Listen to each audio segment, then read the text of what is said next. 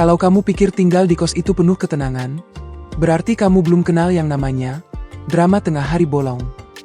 Cerita ini bukan tentang aku, tapi tentang seorang pria bernama Edo, karyawan biasa, hidup sederhana, tapi entah kenapa selalu dikelilingi kejadian yang gak biasa.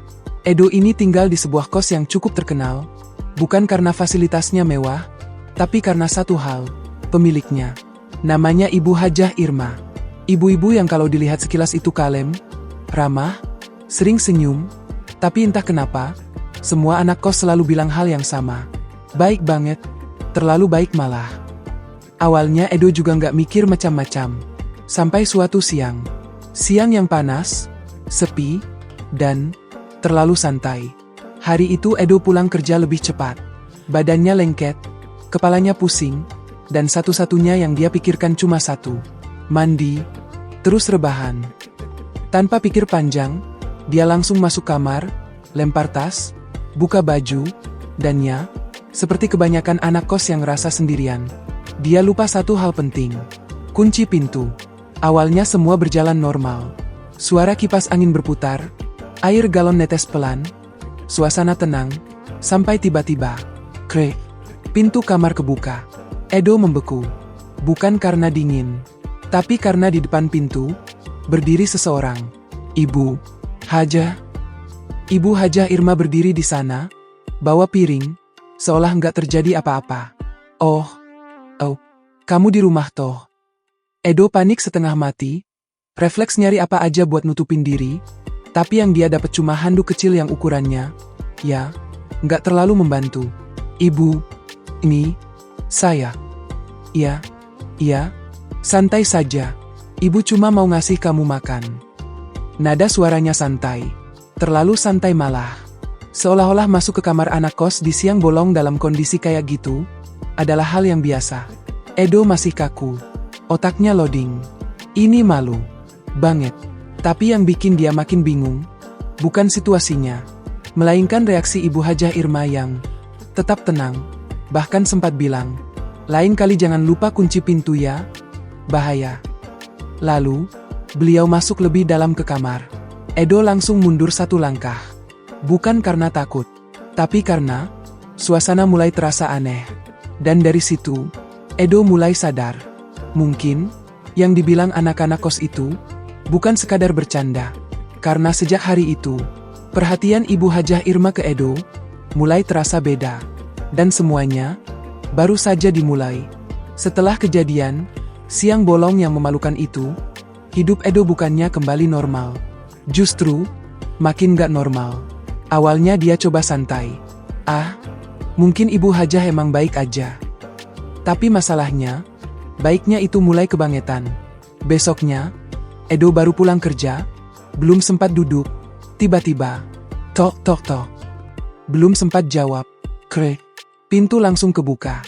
Edo langsung refleks nengok ke arah pintu, kali ini masih lengkap pakai baju. Dan benar saja, Ibu Hajah lagi. Ibu bawain kamu teh hangat, kamu kelihatan capek. Edo cuma bisa senyum kaku. Iya bu, makasih. Tapi yang bikin dia mulai curiga, bukan tehnya, melainkan frekuensi kemunculannya.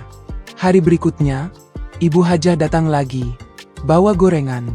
Besoknya lagi, bawa buah. Lusa, bawa nasi. Dan semuanya selalu dengan pola yang sama. Ketuk sebentar, lalu langsung masuk. Edo mulai waspada. Sekarang tiap di kamar, hal pertama yang dia cek bukan HP, tapi kunci pintu. Bahkan sampai 2 kali, kadang 3. Sampai pernah dia sendiri lupa, udah ngunci atau belum, karena terlalu sering dicek. Tapi anehnya, walaupun pintu udah dikunci, kadang tetap aja ada suara. Tok. Ibu ya, Edo. Nada suaranya lembut, tapi entah kenapa bikin Edo langsung tegak duduk. Iya bu, sebentar. Dia langsung bersin posisi, rapihin baju, bahkan pernah nyisir rambut dulu sebelum buka pintu. Padahal itu cuma di dalam kamar kos. Yang lebih aneh lagi, setiap mereka ngobrol, Ibu Hajah selalu punya alasan buat memperpanjang obrolan. Nanti makannya. Kerjaan kamu capek ya? Kamu tinggal sendiri kan? Pertanyaan-pertanyaan sederhana, tapi diulang terus. Dan entah kenapa, selalu diakhiri dengan tatapan yang bikin Edo nggak enak sendiri. Bukan tatapan marah. Bukan juga aneh. Tapi, terlalu perhatian. Sampai suatu malam, Edo lagi video call sama temannya. Dia cerita semua kejadian itu. Temannya cuma ketawa. Bro, itu bukan baik. Itu perhatian level dewa.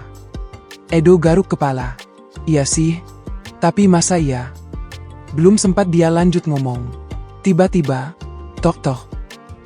Edo langsung diam. Temannya di layar juga ikut diam. Perlahan, mereka saling pandang. Bro, itu siapa? Edo menelan ludah. Pelan-pelan dia nengok ke arah pintu. Dan seperti deja vu, suara itu datang lagi. Ibu ya. Edo, kamu belum tidur kan? Edo langsung berdiri. Jantungnya agak lebih cepat dari biasanya. Karena kali ini, waktunya bukan siang. Dan entah kenapa, suasananya terasa beda. Edo berdiri di depan pintu. Tangannya udah digagang, tapi belum berani buka. Di belakangnya, suara temannya dari video call mulai panik. Bro, jangan bilang lo sendirian. Edo bisik pelan. Iya. Ya jangan dibuka dulu. Goblok. Ini Ibu Hajah. Justru itu. Edo tarik napas panjang. Di luar, suara lembut itu muncul lagi. Ibu cuma mau kasih kamu susu hangat, biar tidurnya nyenyak. Temannya langsung nyeletuk dari HP, agak kencang. Bus. Edo langsung nutup speaker. Diam lu. Suasana jadi makin tegang, tapi juga agak absurd. Akhirnya, dengan keberanian seadanya, Edo buka pintu pelan-pelan. Dan benar saja. Di depan sana, Ibu Hajah Irma berdiri dengan senyum seperti biasa. Bawa gelas. Dan seperti biasa, masuk tanpa nunggu dipersilakan. Ini diminum ya. Edo cuma bisa nerima, masih setengah bingung. Iya bu, makasih. Tapi kali ini, Ibu Hajah nggak langsung keluar. Beliau malah duduk di kursi dekat meja. Santai. Seolah itu ruang tamunya sendiri.